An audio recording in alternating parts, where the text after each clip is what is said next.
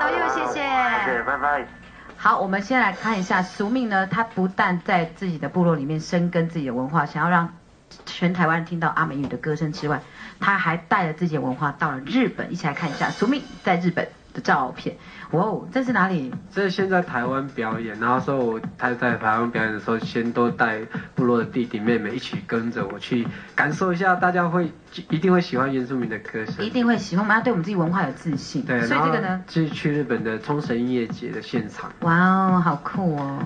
冲绳音乐节，很紧张，因为下面的人就真的就听不懂我在唱什么。他是冲绳音乐节的主办人。其实冲绳音乐节就是每次都会来自很多国家的人，对不对？对，重点是日本的很多音乐人都从冲绳这个地方出来的，然后那时候就有歌迷开始找签名了。说明你在日本有歌迷耶！我的天哪，这不是造假的，还有外国人有没有？怎么能够？这是在后台，是在后台，就冲绳好帅哟！天气很热，然后我只能说你是沙滩男孩了，这个回头一笑。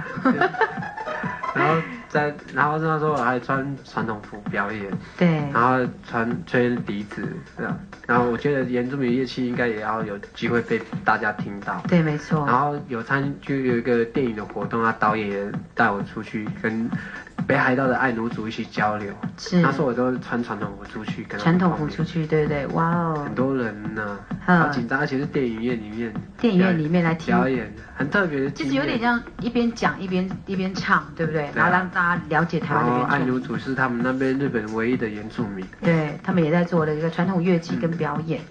所以他们觉得台湾原住民的音乐应该很赞。他们觉得台湾原住民好多种，他们觉得很惊讶。对，你看俗命在日本人的时候的面前绝对不输，这一定要打赤膊，有没有？哇，最重要还要在雪地上穿传统服，你真的会怎样？对啊，东南亚的民族要到北极，然后还要穿传统服。对，我们刚才看到这张照片的时候，我们就觉得原住民很喜欢乱逞强，有没有？明明就很冷，还要穿传统服走在雪地上，就代表我们不怕吃苦，有没有？我们一定要当阿美族的传统服，可以在日本这样穿也是很酷。然后在日本刚好碰到樱花季，然后那边的日本人也是都会穿传统服出来，他们很骄傲他们自己的文化，所以那时候我就想说穿传统服跟他们有没有？最重要，我们赢了，因为我们有打赤脚，有没有？原住民获胜，万岁！对，好开心哦。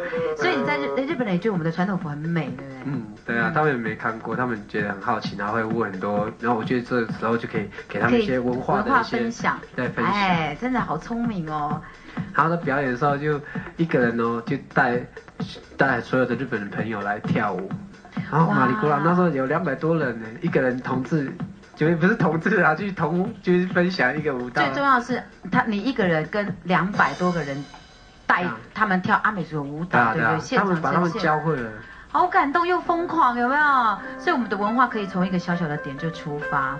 待会呢会告诉大家俗命的这个首唱会会在什么地方，而且专辑会在什么时候，大家可以去看得见吼。我们要先休息一下，我们再回到今天很精彩的什么8点打给我，休息一下回来。今天俗命带给我们精彩的8点打给我。